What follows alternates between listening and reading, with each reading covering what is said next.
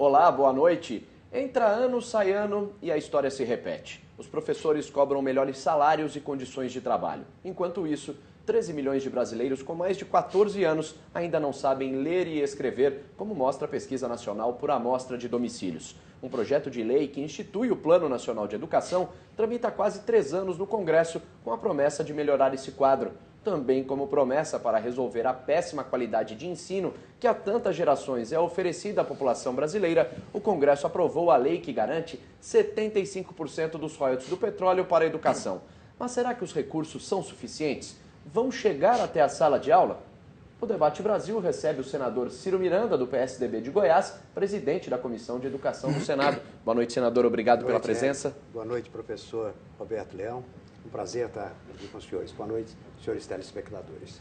Também recebemos o presidente da Confederação Nacional dos Trabalhadores em Educação, Roberto Franklin de Leão. Boa noite, professor. Obrigado pela participação. Boa noite, Érico. Boa noite, senador Ciro. Vamos fazer uma boa discussão sobre esse tema que é muito importante. Com certeza. Olha, antes da gente começar o nosso debate, antes de tudo, queria citar alguns dados que mostram, são dados absurdos que mostram como está a educação no Brasil.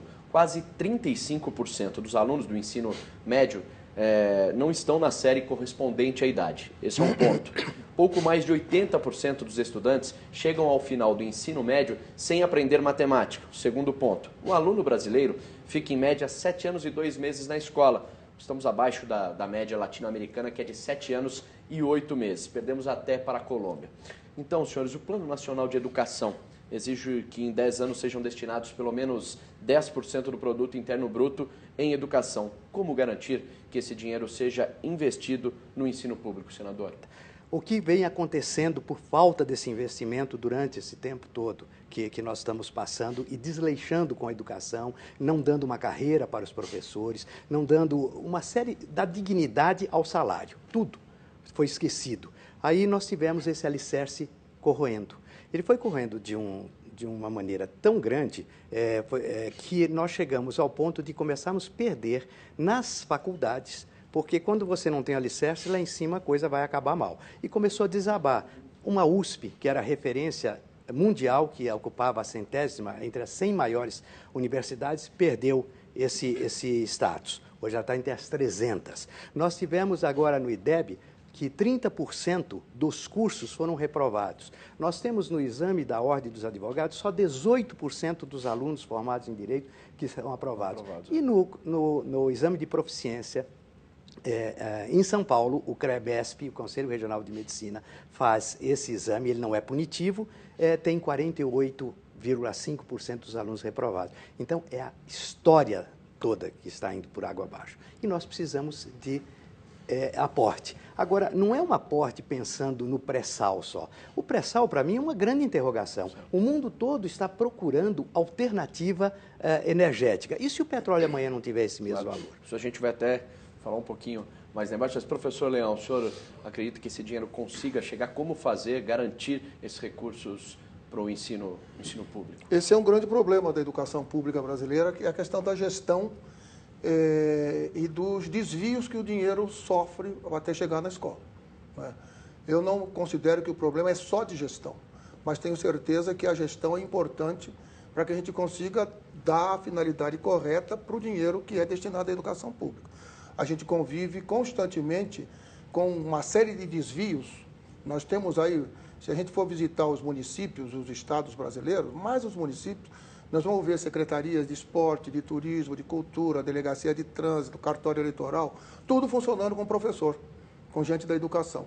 E aí tira o professor da sala de aula, põe ele lá e põe outro na sala de aula. Tá certo? Então, em alguns casos muito raros, quando ele sai da sala de aula, ele deixa também sair da folha, mas isso é muito raro.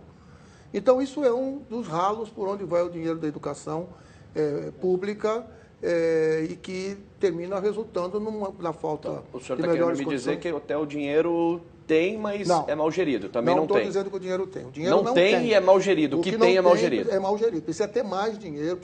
10% do PIB é o mínimo que a gente considera, que a gente avalia. Seria aí por volta dos 10% do PIB brasileiro é de 5 trilhões. 4 trilhões, no 2000, 4 trilhões e 400 milhões teríamos de aí o bilhões 10% de reais. disso, teríamos 450 bilhões. Hoje nós temos 200 e 220, 230 mil que são gastos, nós precisaríamos duplicar isso para poder gastar. O pré-sal, é verdade, ele não representa, ele chega a 1% disso, nem 1%, né? Chega a isso. Mas eu acho que é um passo importante, porque é um dinheiro que vem de um recurso que é findo e que precisa ser aplicado no bem-estar da população. E acho que a educação e a saúde, eu sou presidente da Confederação de Trabalhadores de Educação, mas acho que os 25% destinados à saúde, eles são importantes, porque a saúde também precisa de investimento.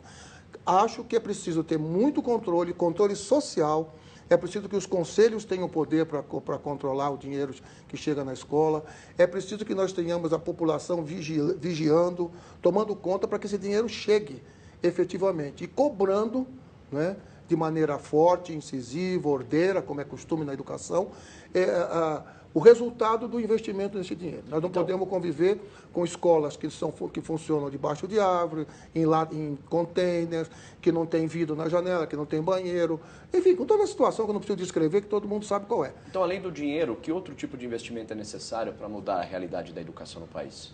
Você precisa fazer um investimento, inclusive, no professor. Certo? Você precisa, em primeiro lugar, tornar uma carreira digna, uma carreira que tenha um ideal que realmente hoje o professor... Tem estados, para ter um exemplo, professor Roberto, que 45% dos professores estão fora de aula, porque eles precisam de 100, 200 reais a mais para sobreviver. Então, você precisa... reciclar esses professores. Foi muito bem dito aqui, o planejamento, para mim, a gestão, ela está aliada ao dinheiro, sim. Tem falta recurso? Falta. Mas se esse recurso viesse, por exemplo, agora, nós teríamos mais desvio ainda. O que é desviado, não só da educação, da saúde, de todas as maneiras. Então, você precisa reciclar tudo isso. Inclusive, no meu entender, o Plano Nacional de Educação, ele vai traçar as metas. E, junto com ele, teria que ter uma lei de responsabilidade da educação, que é corroborando com o que o professor Roberto falou, que é a fiscalização e a punição.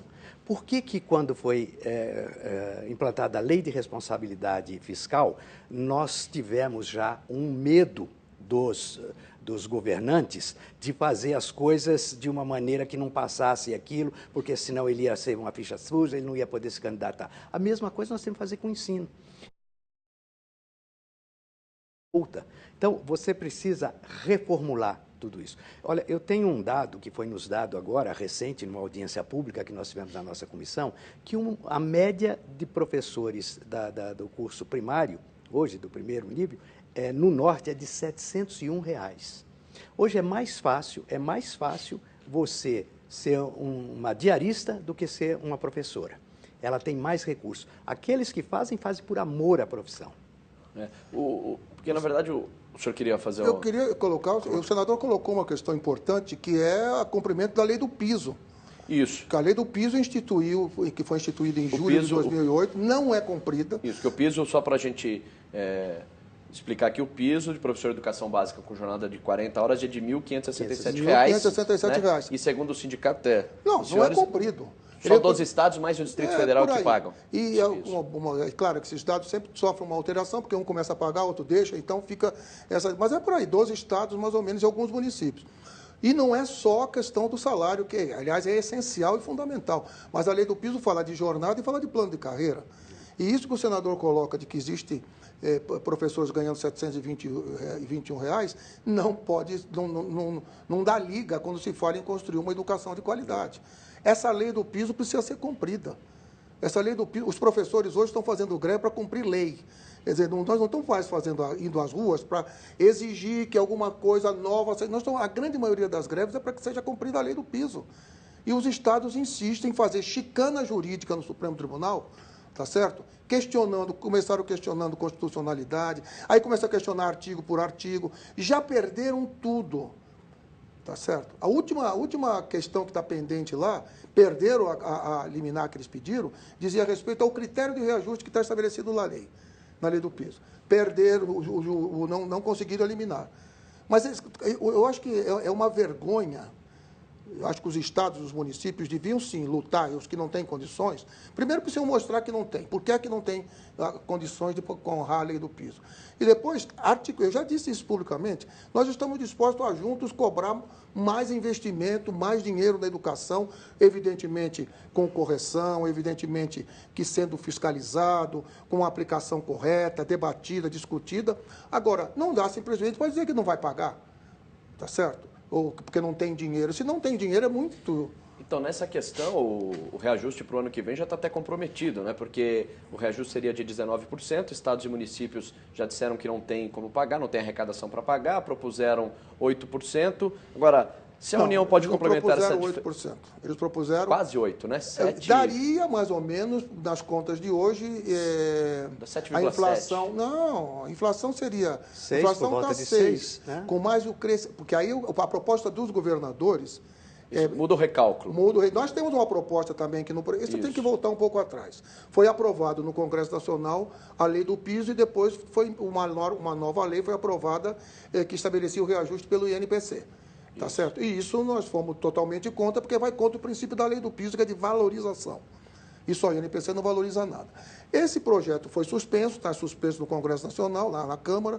Foi criada uma comissão que pensou uma proposta e apresentou uma proposta, que foi uma proposta feita pela CNTE, pela Campanha Nacional do Direito à Educação e pela Undime.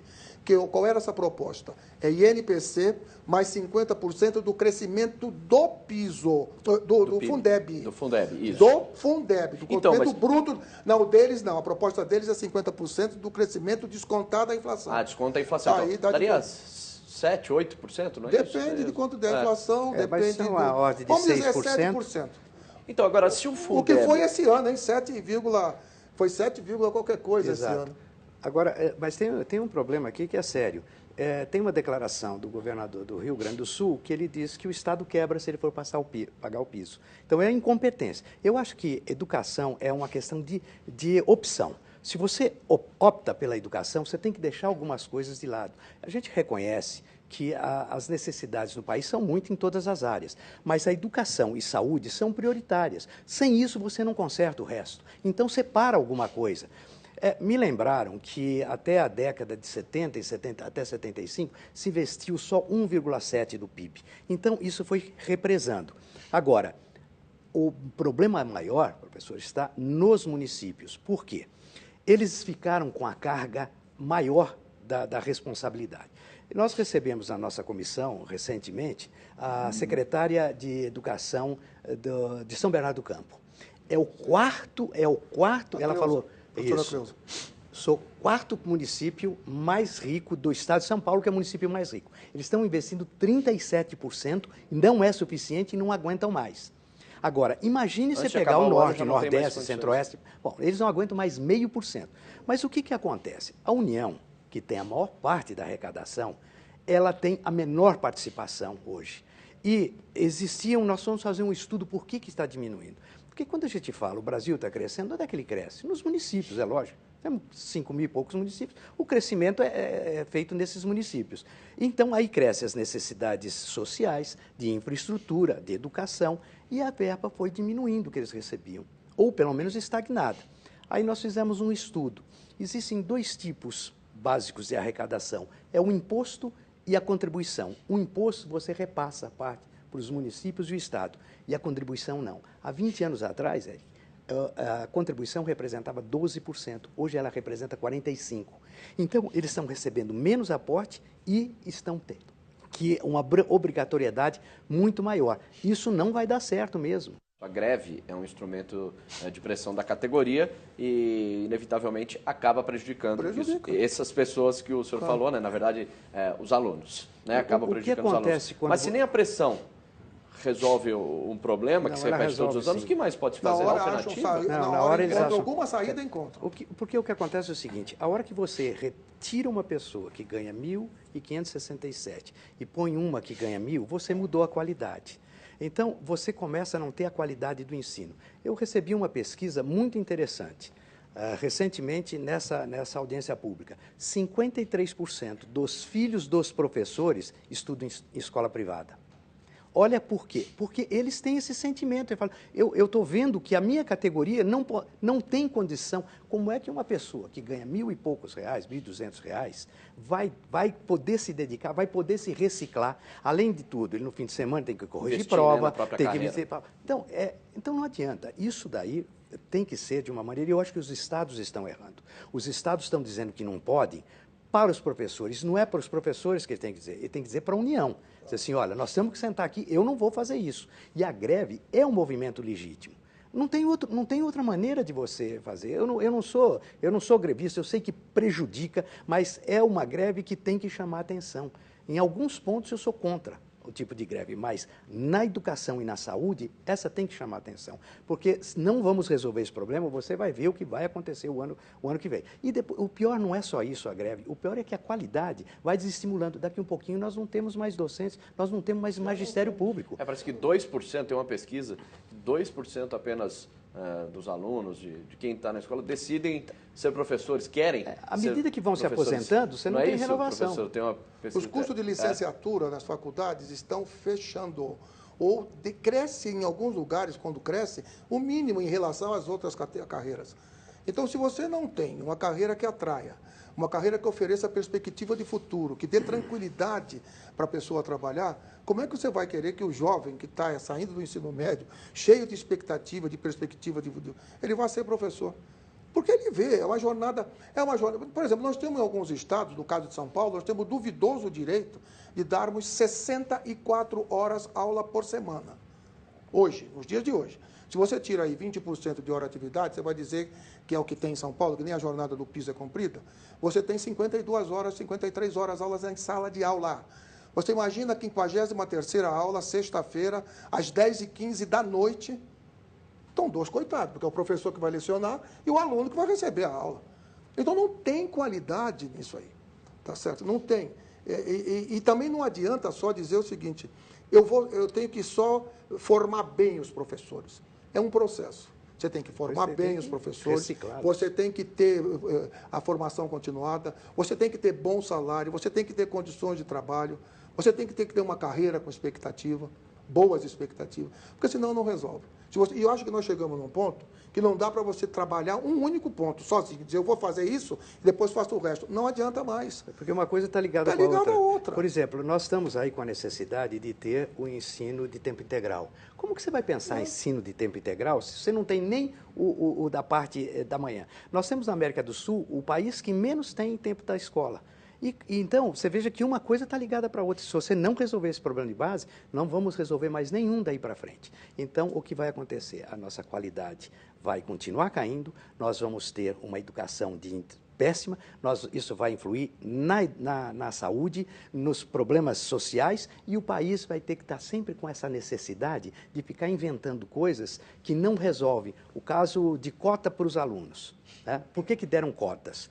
Porque não tem ensino público que propicie para todos a oportunidade de entrar na faculdade pública. Então, o que a gente faz? Não resolve esse problema, nós vamos criar cotas. Ou seja, se está com febre, quebra o termômetro. Senhores, vamos então voltar a falar do Plano Nacional de Educação. O plano quer, entre outras coisas, erradicar o analfabetismo. Como isso será feito? Bom, primeiro, eu não vou te corrigir, mas o Paulo Freire costumava dizer que erradicar não é um nome bonito para falar. Porque erradicar, a gente erradica a praga, não sei o quê. Vamos acabar, né? Vamos acabar com ele. Mas o Paulo Freire era um poeta, acima de tudo, um grande educador e que tinha a poesia na sua fala, né? Mas eu acho que nós precisamos ter um grande esforço nacional para acabar com isso, né? É preciso que o país se mobilize para que a gente acabe efetivamente com o analfabetismo, que é uma vergonha nesse país. Nós não podemos conviver com esse número enorme de analfabetos e analfabetos funcionais, né? Pessoas que simplesmente sabem assinar o nome, mas não são capazes de entender um texto mínimo. Mas, professor Roberto, como é que a classe do senhor vê isso? Por que aconteceu? Por exemplo, de 2011 a 2012, nós ingressaram mais 300 mil analfabetos. Ou seja, hoje o país tem 8,7%, 3 milhões e meio de analfabetos. Como é que a classe vê isso? Por que isso, em vez de... Estava estagnado, que já não era bom, mas estava estagnado. Subiu 0,1, né? 0,1%. Aí subiu 0,1, tudo bem. Isso, mas o estagnar já é ruim. Você mostra que há tempos você não está... Como que a classe vê isso? Por que não se consegue? Bom, primeiro eu acho que precisa de um esforço grande para isso, né? Como eu estava falando, para você acabar com o analfabetismo. Eu acho que um certo descuido aí por parte dos governos, federal, estadual, municipal, no sentido de colocar em prática os programas para pôr fim a isso, né? E um descuido terminou fazendo com que subisse esse percentual, que não é uma coisa cabível, não se pode concordar. Devia estar caindo. Devia estar caindo, cada vez mais caindo. No Plano Nacional de Educação tem a meta, né, de até a partir dos 8 anos, todas as crianças até o ano 2020 estejam alfabetizadas. Mas se você não faz alguma coisa punitiva, vai chegar em 2020 e falar assim, olha, não atingimos a meta. E daí? E fica por isso mesmo? Quer dizer, você tem... então esse é que é o problema. Peraí. Qual tipo de punição poderia ser a fiscalização? Não, a fiscalização é como na lei de responsabilidade fiscal. Você tem obrigatoriedade, você pode até perder o mandato, o governador, o prefeito, certo? Ele tem sanções, ele não recebe mais verba. Mas eu acho que nós estamos falando em greve, me ocorreu aqui uma ideia. Quem devia fazer greve, que talvez a população ache até bom, mas seriam os políticos, se não fosse dedicado 10% do PIB para a educação. Porque cabe a nós temos que fazer pressão. Não tem que ter oposição e situação. A coisa tem que ser republicana. Não pode ter retrovisor. Você tem um país que é democrata. Houve eleição, respeita quem foi eleito. Agora, vamos focar no público. Agora fica situação e oposição. Aí, muitos da própria situação, da base do governo, entende que precisa, mas na hora de votar, tem que votar com o governo, porque o governo, eu não posso, eu só posso chegar em 7%. Hoje nós temos 5,5% do PIB. Nós precisamos de 10%, o dobro. Agora, isso cabe a nós. Sabe, eu acho que é consciência política acima de tudo. A proposta até inicial era de 7 no plano, né, se eu não me engano. Exatamente. 7 foi aumentado para 10. Numa briga muito grande, numa disputa. E eu acho que foi uma mobilização nacional da população, das entidades, da sociedade, que foi a luta para que tivesse... As ruas deram esse recado. Um dos recados das ruas começaram por aí. Nós conseguimos aprovar no relatório que saiu da Câmara os 10%. Né? Agora, ele está tramitando no Senado. No Senado, os senadores têm o direito de debater, de fazer... Nós estamos na mesma linha dos 10%. É 10% para a educação pública. Agora, se aprova, por exemplo, um trem-bala, que é coisa de 50 bilhões, com uma facilidade tremenda. Foi aprovado no ano de 2011 com uma tranquilidade tremenda. Quer dizer que você tem dinheiro para determinadas coisas. Eu não vou dizer... Isso é responsabilidade dos parlamentares, não vou dizer se é importante ou não. Legislativo. Deve ser importantíssimo ligar São Paulo e Rio, tudo bem. Mas o que é mais importante do que a educação e a saúde? Então, se você não tem para todos, você tem que priorizar. Então, eu tenho esse conceito. Educação é uma questão de opção. Se o governo, nós, não optarmos para o investimento da educação, nós não vamos tirar esse país do estágio em que está. Agora, a gente acompanhou lá a discussão na Comissão de Constituição e Justiça do Plano Nacional de Educação, e um dos obstáculos para a aprovação da proposta na comissão foi o artigo que garante o acesso à educação básica para estudantes de 4 a 17 anos com algum tipo de deficiência. A meta 4. Isso. Por que isso é visto como um problema? Por que teve essa polêmica toda se a gente está falando... Foi um debate que eu acho que se chegou a um acordo nessa questão. Mas foi um dos obstáculos, teve porque havia um entendimento. Professor, houve um problema ali. Havia um entendimento da questão do ensino especial. Ele veio da Câmara com a meta 4 focada. Aí o senador Pimentel, na Comissão de Assuntos Sociais, isso, na Comissão de Assuntos Sociais, suprimiu toda a meta 4, tirando o governo. Aí houve uma manifestação das APAES, 5.000 pessoas com dificuldades foram... Aí, quando veio na Comissão de Justiça, então, mudaram, mas não restabeleceram todo. Cabe à nossa comissão, e nós temos um compromisso com esse segmento, de recuperar como veio da Câmara. O projeto como veio da Câmara está muito bom. Sabe, a Câmara debateu, demorou muito, mas fez um projeto muito bem equilibrado. E nós estamos procurando, dentro do possível, melhorar com as audiências públicas. Nós não sei se é a mesma opinião do senador, mas a nossa opinião é que, primeiro, a proposta de inclusão, tudo bem, dos 4 aos 17, a criança tem direito de estudar na escola regular, pública, comum, e receber, porque o problema estava no financiamento, né? E receber o Fundeb, ter aí a sua cota do Fundeb. E se ele é assistido por uma entidade Tipo a PAI da vida. tipo a Assistencial, PAI, que faz esse trabalho também, se ele tem de manhã o ensino público regular, de à tarde ele tem uma escola especial, essa escola também recebe por esse aluno. Então, esse aluno custa vamos dizer, custo não. O governo investe 2 vezes dele, porque investe na rede pública e investe na APAE, ou em outra entidade. Então, isso eu acho que é correto. Mas é que aí que está, tiraram o preferencialmente. O que nós estamos restabelecendo é com a palavra preferencialmente, ele pode ter as APAES ou ir para a escola regular. Mas então ele pode ir ou em um ou em outro ou não? Ele Não, tem que ser. Não, pode estar inserido. ou outra. Agora está sendo restabelecido pode estar agora na inseridos Comissão nos de dois. Educação. Nos dois. Porque a gente fala tanto em investimento em educação e aí querem, né? Não, mas aí entra uma outra discussão, que aí, senador, é um campo meio minado, que é a discussão do papel da APAE. Eu acho que a APAE prestou e presta relevante serviço à educação brasileira. Agora, precisa determinar o que é educação, o que é assistência social, dentro daquele serviço importantíssimo que a APAE recebe, o que é saúde. Então, isso talvez a gente devesse definir melhor esse papel. Definir melhor esse aqui, para que ver. Bom, a parte de educação que a APAE presta, e repito que é muito importante, recebe o aporte da educação. A parte que é assistência social, da assistência social. E da saúde, Hoje isso é meio confuso, por isso que dá... Eu acho que nós temos que fazer, o governo fez certo com o ensino profissionalizante. Ele definiu bem o papel dos S's. Né? Então, quando ele faz o repasse, aquilo está bem definido, do profissionalizante. E realmente, porque esse foi sempre uma zona de desconforto.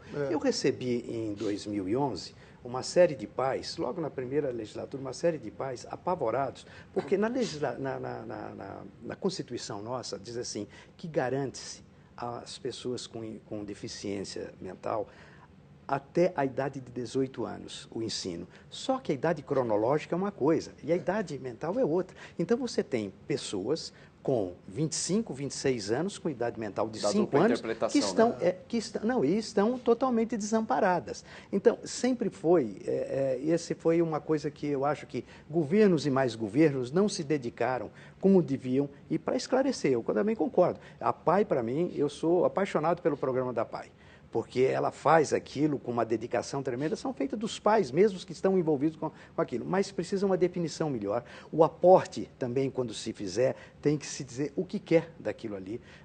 A gente precisa fiscalizar também, sabe? Metodolizar aquelas... O Plano Nacional de Educação agora será examinado, saiu da Comissão de Constituição e Justiça, já está na Comissão de Educação, presidida pelo senhor, né, senador? Existem outros impasses em relação ao texto? Ainda há consenso? Não? Existe ainda muita discussão? Não, ainda vai ter discussão. Eu acho que vai ter, por exemplo, na meta 20.8, que fala do CAC. Do CAC, CAC e CAQ, né? Do CAQ, no caso é o CAQ. Que a gente... Custo aluno qualidade. Custo aluno qualidade. No caso do CAQ é qualidade inicial. No caso do CAC é qualidade. Só qualidade. Agora, nós, por exemplo, tínhamos discutido a possibilidade de que o governo repassasse, houvesse complementação do governo federal, né? Quando eu falo governo, é do Estado, do governo federal, para os municípios que tivessem dificuldade em cumprir, mas que os municípios tivessem contrapartida. Qual é a contrapartida? Efetivamente, ter um projeto, ter uma proposta, ter um programa, enfim, tudo isso que dê conta e dizer, olha, não vou só pegar o dinheiro e dizer que vou fazer, não vou. Senão é aquilo que falou no começo, só não tem que foi gestão. retirado totalmente essa meta foi retirada. Ou seja, o governo não tem mais compromisso em fazer com que o CAC exista onde os municípios não tiverem condições. Nós achamos que é errado, que o governo precisa investir sim, para fazer com que o CAC... Aliás, o governo precisa investir mais. O governo federal precisa investir mais na educação. Investe, melhorou, o orçamento do MEC cresceu, é muito grande, hoje triplicou, quadriplicou, tudo bem, etc. Mas não pode viver simplesmente se limitar àquilo que está no Fundeb, de 10% do valor do fundo. É pouco. É pouco. E não pode, por exemplo, ser também esse repasse feito sem uma avaliação ali. Porque, por exemplo, tem estados que estão no limite. O estado do Paraná, por exemplo, é um bom exemplo disso. Ele está no limite de receber, de estar entre os estados que recebem complementação do Fundeb. Mas é um dos estados mais desenvolvidos do país. Por quê? Por que ele está assim? Por causa de isenção. Nós temos uma política de isenção nesse país que termina levando as políticas públicas para o fundo do poço. Você está entendendo? Você tem um estado que é pujante, que é um estado bem desenvolvido, que tem crescimento, que tem uma condição social O estado do sul do Brasil, onde que é o mais desenvolvido, e, no entanto, é um estado que quase... Minas Gerais é outro. Entende? Então, as isenções, eu acho, senador, que essa política de isenção a gente precisa discutir melhor. Porque aí as isenções... Por exemplo, toda a desoneração que foi feita agora nessa quem política... sofre a ponta é o município É o que e o sofre, estado. a gente não recebe. A política pública só, porque nós vivemos com 25%, é aquilo que o senhor falou agora há pouco, nós vivemos com 25% dos impostos, não é das contribuições. Dos impostos. E hoje, hoje ele bem lembrou, as contribuições são 45%, tá certo? Nós recebemos 25%. Se o imposto não tem, se o imposto cai, não adianta dizer que vai ganhar no volume, porque isso é muito, uma vez meio que loteria. Em relação ao CAC, nós tivemos, o MEC não quer que inclua de novo. Nós vamos incluir e provavelmente nós vamos perder, porque na hora da votação nós somos minoria. Né? Se o governo vem, se ele vier pautado mas com eu acho que a política é errada não no quer, MEC. porque ele acha que os municípios não estão preparados, se aquilo for vai ter mais desvio, assim, vai ter que corrigir isso. Não vou mandar, prende. Mas esse é um raciocínio errado, absurdo. E é o que tem acontecido, né? Tá certo, eu não vou mandar mais porque tem desvio, eu tenho que prender o cara que tem desvio. Exatamente. Desvio tem. Aliás, a educação é um dos locais onde mais a gente está tem falando desvio. no começo. Tem dinheiro ou não, o problema é a má Você tem que gestão controlar, ainda. você tem que ter Precisa, assim, gestão. então, se dar mais atenção a isso, por exemplo? Mais fiscalização, Fiscalização, mais gestão, também punição. Está no plano? Gestão Nacional de democrática. Educação? Foi suprimido. Foi suprimido? Foi suprimido a história da gestão democrática. Os senhores vão tentar incluir, por exemplo, o senhor que é da oposição? Essa é uma das boas coisas para a gente conversar com o relator e nas audiências públicas canalizar para isso. Acho que tem que ter, porque se não houver isso daí, nós estamos perdidos. Se você fica só como meta, e se acontecer, em 2020 a gente olha para trás, aconteceu metade. Poxa, então agora vamos tentar de novo? Não. Então tem que ter a punição, tem que ter a gestão. Olha, ninguém chega a qualquer cargo do poder público forçado. O cidadão é vereador, ele é deputado, ele é senador, ele é governador, é presidente da República, prefeito, porque ele foi disputar. Então, ele tem uma obrigatoriedade com isso. Não é diferente, não é minha sobrevivência eu ser senador. Se eu estou lá, eu tenho que desempenhar o papel de senador. Como o prefeito ele sabe as obrigações. Quando ele vai num cargo eletivo, que ele é eleito pela população, ele sabe quais são as suas obrigações. Então, ele tem que correr todos os riscos. Então, é o que você falou, não manda porque a gestão não é boa, isso pode desviar, tal. Tem que prender. Nós estamos chegando na reta final do nosso programa. E eu queria uma consideração final do senhor, senador Ciro Miranda, sobre a educação, sobre o nosso assunto aqui. Recentemente tivemos o Dia do Professor. Eu sou casado com uma normalista, e que depois virou psicóloga, certo? O apelo era tão grande no passado pela normalista que virou a pedagogia. Né? E hoje nós estamos quase que voltando. Daqui um pouquinho nós voltamos às normalistas de novo, vamos perder o nosso foco. Então, eu sempre digo que não se faz educação por decreto nem com lei. Se faz com gestão, muita gestão, muito planejamento e o dinheiro necessário. E que nós foquemos em educação para mudar uma nação. Você não vai sair dessa mesmice. Eu acho que hoje as bolsas que o governo faz, o aspecto social, é extremamente meritório, mas tem que ter a porta de entrada. E a educação é ela. Professor Roberto Leão, sua palavra final para os nossos telespectadores. Não, primeiro eu quero agradecer a oportunidade aqui de ter participado dessa discussão com o senador Ciro Miranda. E quero dizer, eu sou uma pessoa que tenho muita esperança de que a gente possa ter uma educação de qualidade e a valorização dos profissionais da educação. Profissionais da educação, não apenas os professores, mas os que trabalham, os funcionários da educação, que trabalham na merenda, na higiene, o porteiro, todos esses que têm uma ação, que lidam diretamente com os alunos. Eu acho que é possível, mas nós temos que lutar muito. Eu acho que a mobilização da sociedade é essencial, dos sindicatos, das entidades da sociedade, da Campanha Nacional pelo Direito à Educação, CNTE, que é a entidade que eu presido, centrais sindicais, para que a gente possa dar esse salto de qualidade na educação. Nós não podemos conviver com esse número exorbitante de analfabetos, nós temos que trabalhar na perspectiva de um país que mude com a educação. Queria agradecer mais uma vez a presença dos senhores, tenham uma ótima noite. O Debate Brasil termina aqui, voltamos na semana que vem com mais uma discussão sobre os temas que estão lá no Congresso Nacional, mas que interessam a você, telespectador. E você pode dar a sua opinião e sugestões através da nossa página na internet www.redetv.com.br/Debate Brasil. Obrigado pela sua companhia, uma boa noite e até o próximo programa.